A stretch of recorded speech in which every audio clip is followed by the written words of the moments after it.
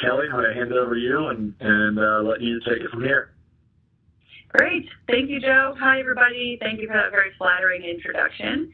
And thank you to Automotive News and also to my friend Joe and everyone at Team Velocity for partnering with us on this webinar today. Talking about video is one of my most favorite things to do. So I appreciate all of you joining and sharing a little slice of your very busy days with us.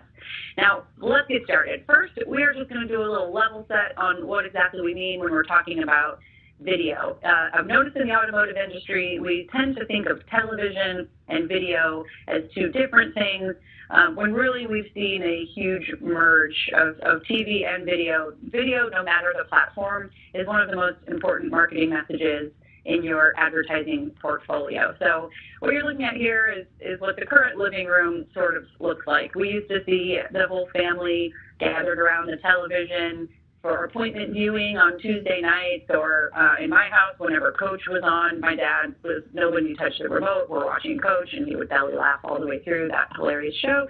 We don't necessarily see that happening in living rooms anymore. In fact, Nielsen, who you may or may not know is the governing body of television measurement, the industry standard, has a statistic that I think is important, that 86% of people who are watching TV today are doing so with a smartphone or tablet in their hands. So it is a lot more difficult to get attention through television advertising today than it was, say, even 5 or 10 years ago. In fact, there are so many people who are not paying attention to television anymore that in that key 25 to 54-year-old demo, which is primary for the automotive industry, 70% of those people are either cord cutters, meaning they don't have cable or television in their home, or they're light TV viewers, which means they're not watching a lot of TV on a daily or weekly basis. However, 90% of those 25 to 54-year-olds in the U.S. are watching YouTube. So what we're going to talk about today is how YouTube can complement or replace television in your advertising mix. We did this exact exercise with a dealership in Dallas. What you're looking at on your screen right now is a real dealership in Dallas, Texas, who was spending $58,000 a month on local television advertising. Now, if you're joining us today from someplace like New York or LA, you think, oh, what a tiny TV investment that is. You could get nothing in my market for that. If you're joining from someplace like my hometown of St. Louis, Missouri, that may seem like a very large television investment. Regardless of the investment amount, let's take a look at what this dealership was getting for that TV investment. 64 GRPs and reaching 24% of the Dallas DMA. Not bad. A cost per point of $902. So what we did at YouTube was to say, we recognize that there's a problem here, that we are decreasing viewership across the board on every broadcast and cable network in the United States.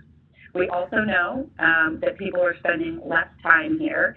So a television buy today is probably reaching the same small pool of people over and over and over again. We think we can do better. We think we can help you.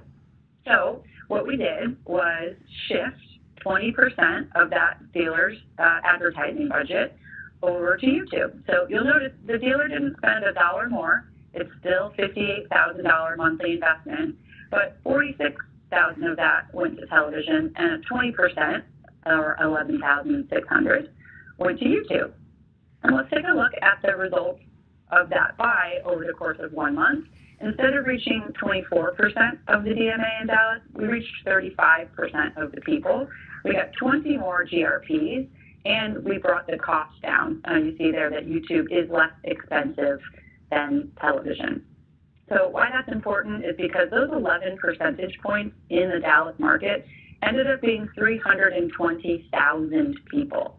So for the exact same investment per month, we added 320,000 people that this dealership was able to reach near their store. So that basically sets the tone for just the shift in how YouTube and TV can work together if your goal is to reach as many in-market shoppers as possible. All right, so we're going to move on now to those in-market shoppers. We did a study with 1,522 people in the U.S., and here's the important part in red there, who plan to buy a new vehicle within the next 12 months. And then we ask those people, what do you think of YouTube? How are you using it? What does YouTube have to do with how you make a decision on which vehicle to purchase? And this is what they told us. 77% of our respondents said that YouTube is an important part of their life. And we also found out that YouTube is the #1 most trusted source of information for people who are about to buy a new car. Not the endemics, not social, not television, but YouTube is the #1 most trusted source of information. In addition to being trusted, our respondents also told us that YouTube was the most helpful. This is because we found a lot of people spending hours of their research on YouTube, reviewing videos like walk-arounds, test drives, focus on features, comparison videos. So they're truly using YouTube as a way to search for and watch content that's going to help them make a decision on exactly which vehicle they want to buy. So we're proud to know that YouTube is the #1 most helpful platform in helping people choose the right vehicle. And maybe my personal favorite on the screen here now, we're not annoying. So our respondents told us that they appreciate the automotive ads on YouTube and they actually want to see more, as opposed to being very annoyed by the ads and wanting to see less.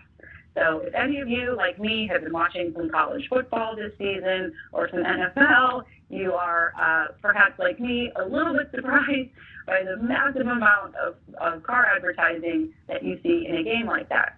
It can, at some times, start to be a little annoying when you see the same ad over and over and over and over again.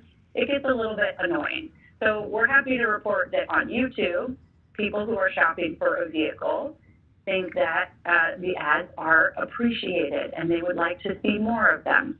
Of course, a lot of that is also powered by the fact that we give them the ability to skip the ad if they're not interested in it. So they don't have to sit through any ad they don't want to watch. All right, so let's review quickly. We hear from people who are in market for a car and plan to buy a vehicle in the next 12 months here in the United States, 18 years old or older, that YouTube is important.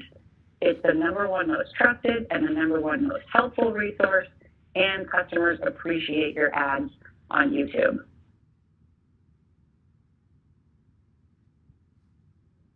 Study we've ever done.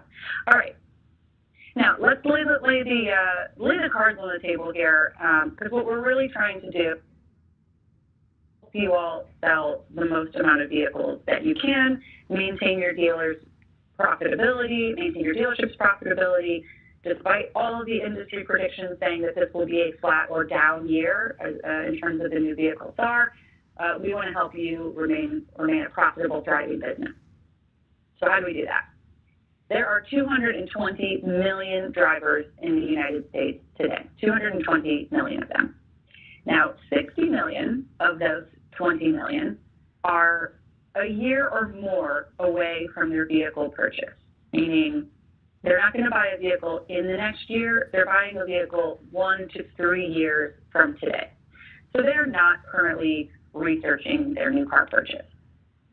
Another 7 million U.S. drivers will purchase a new vehicle in the next 6 to 12 months. That group is also not currently researching, but they are starting to consider 3 brands, sometimes more, on what they will buy in 6 to 12 months, but they're not currently actively researching, which means they're not yet spending all this time on Google or on YouTube searching and researching their new vehicle. It's just somewhere in the back of their mind where they're starting to build their consideration set.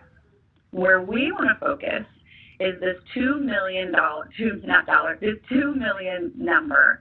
These are drivers who are currently, right now, as we speak, today, January 8th, currently researching a new vehicle purchase, and 2 million of those will buy that car in the next 2 months.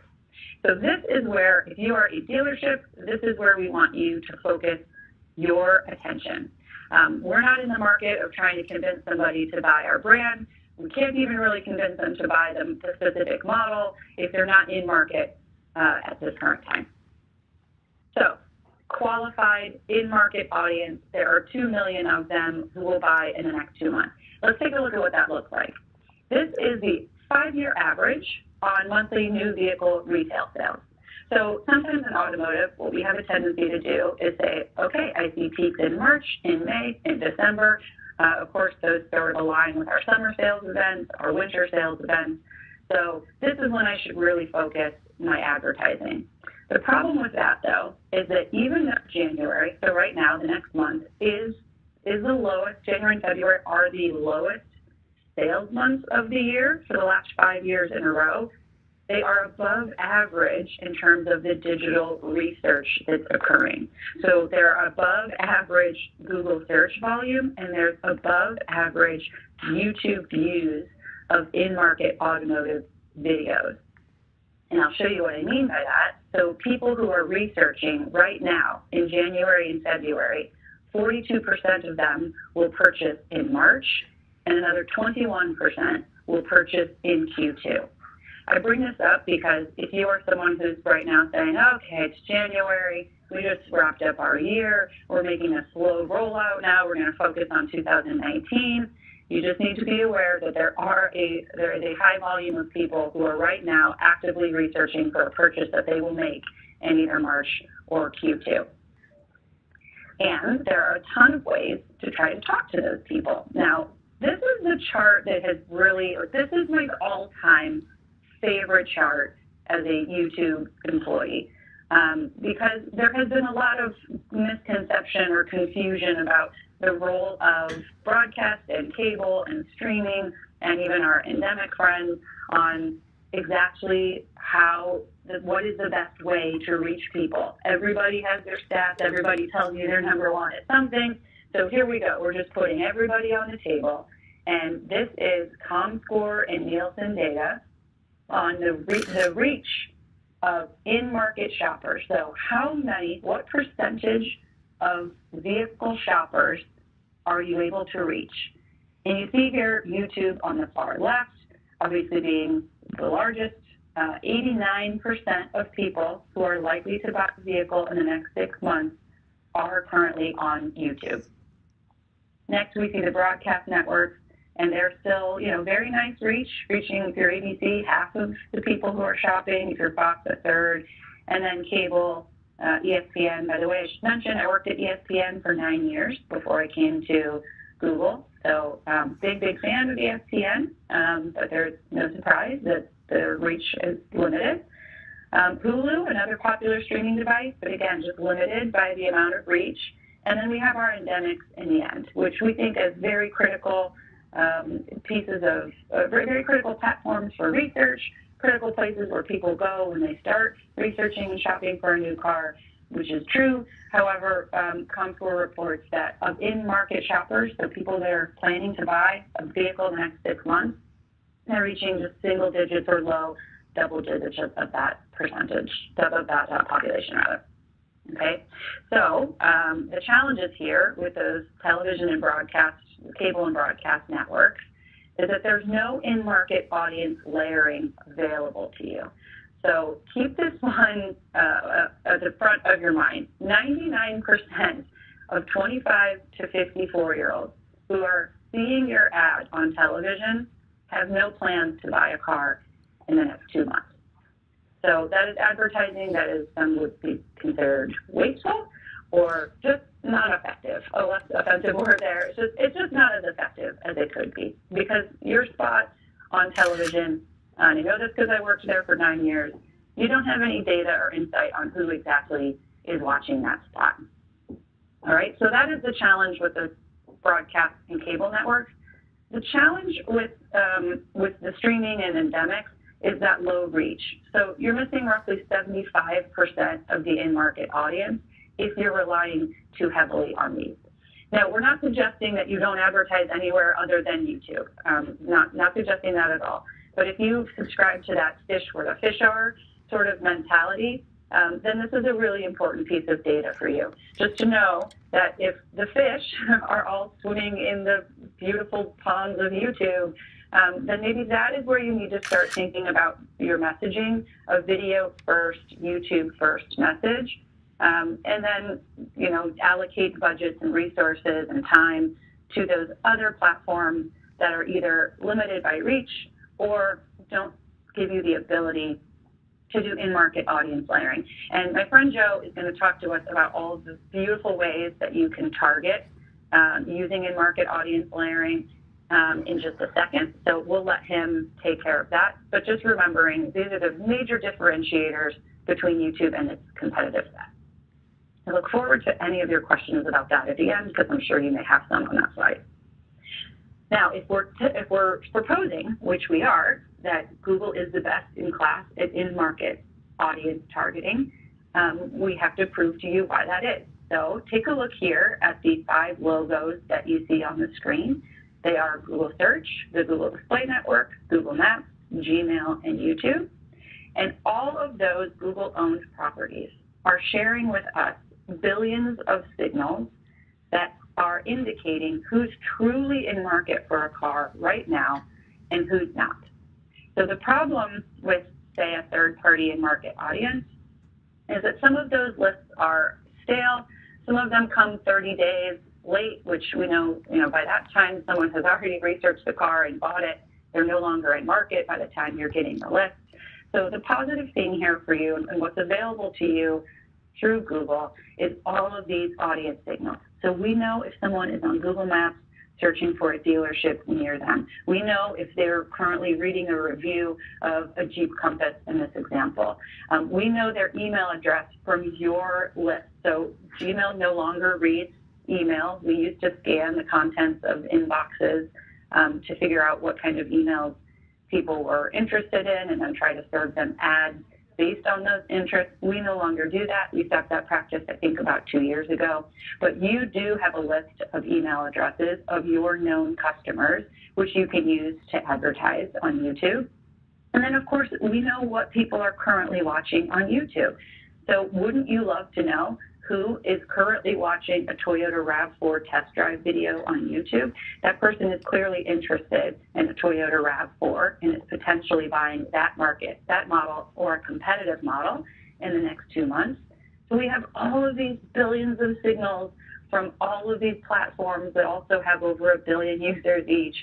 So we can make sure that your advertising message is getting in front of the right person at the right time, and you're not wasting your money on someone who has absolutely no interest in buying a car in the next 6 to 12 months.